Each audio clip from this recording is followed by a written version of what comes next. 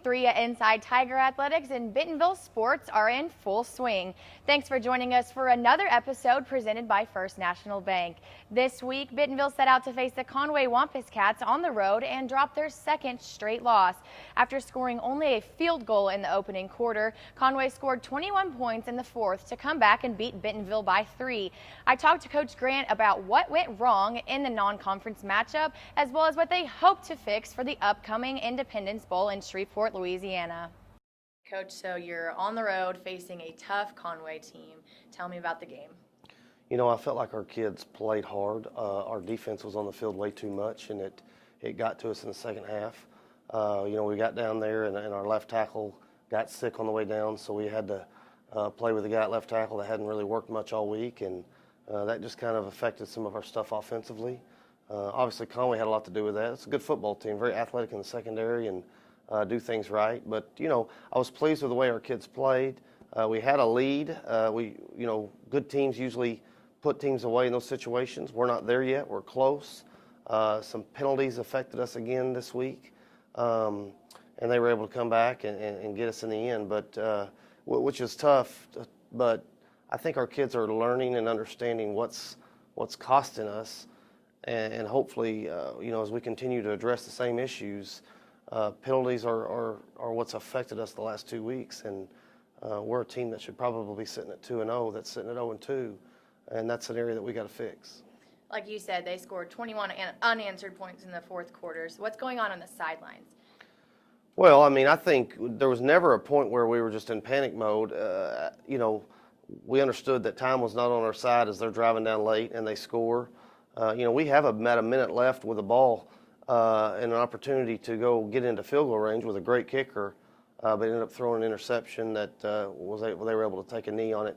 So you like that in the non-conference that we're getting great competition. We're putting our kids in situations where they've got to do some stuff to have some success. We didn't have any timeouts, so they had to operate with some green tempo. And, you know, I feel like if we don't throw an interception, we at least give our guys a chance. But ultimately, you don't want to be in that situation. We should have taken advantage of our lead. We had some crucial penalties that affected us. We had a situation where we were down on the 23-yard line, 3rd and 3, got the first down, but there was a penalty, unsportsmanlike penalty that forced us into a 3rd down situation that we didn't. 3rd and long, we didn't get it. Ended up not turning that into points, which cost us. And there's several examples of that. We had. You know, we had 11 penalties, and 10 of them were on offense, and 7 of those were pre-snap penalties. That's just a mental state that our kids have got to to overcome, and we're working at it, and it's just something that we've just got to fix. Speaking of mental state, obviously that's a tough loss, starting the season 0-2.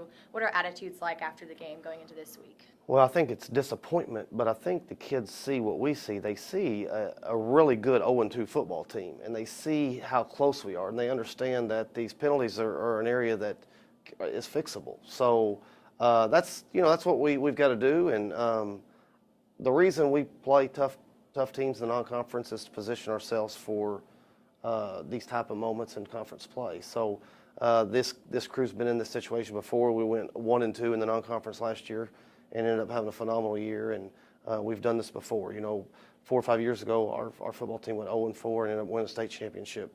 I told our guys I don't want to do that. I don't want to go 0-4. I do want to win a state championship, and I think this team's good enough to go compete for the state championship, and our kids still understand that.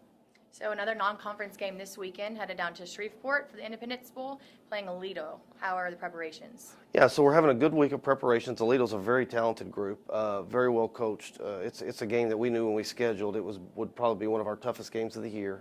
They won last week against a team 40-0, so they're coming off a really nice win. They've only played one game.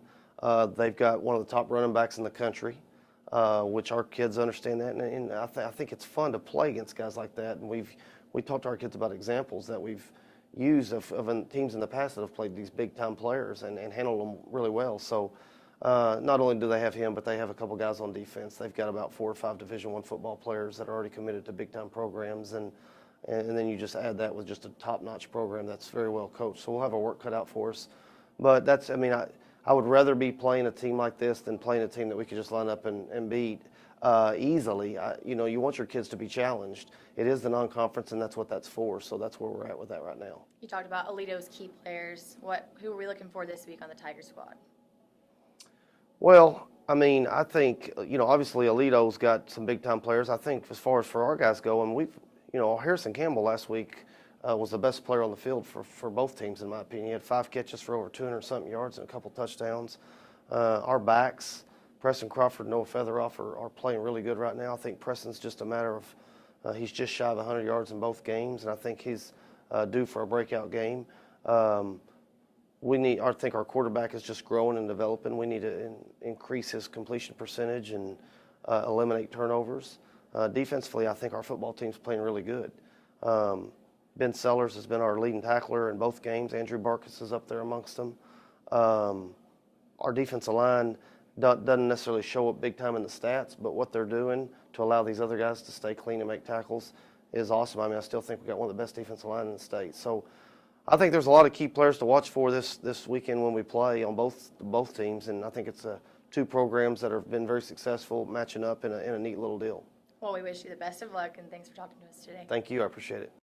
Hey, Tiger fans, this weekend's game kicks off Bentonville's Touchdowns Against Cancer campaign. The Tigers have joined football teams across the country in support of Childhood Cancer Awareness Month. Fans can pledge a dollar amount for every Bentonville touchdown scored between September 7th and 30th to benefit St. Jude Children's Research Hospital. Go to pledgeit.org to learn more. On to the court now as the Lady Tiger volleyball team is well underway. The 2018 varsity squad under head coach Michelle Smith is halfway through its season with some tough losses under its belt. But wins over Springdale Harbor and Broken Arrow show promise for the upcoming conference play. At the time of this filming, the Tigers are 4-9 overall. The team faces Fayetteville in their matchup Saturday. Thanks for tuning in this week. Join us next week as we recap the Independence Bowl and look ahead to bye week preparations. We're also talking volleyball and track. We'll see you then.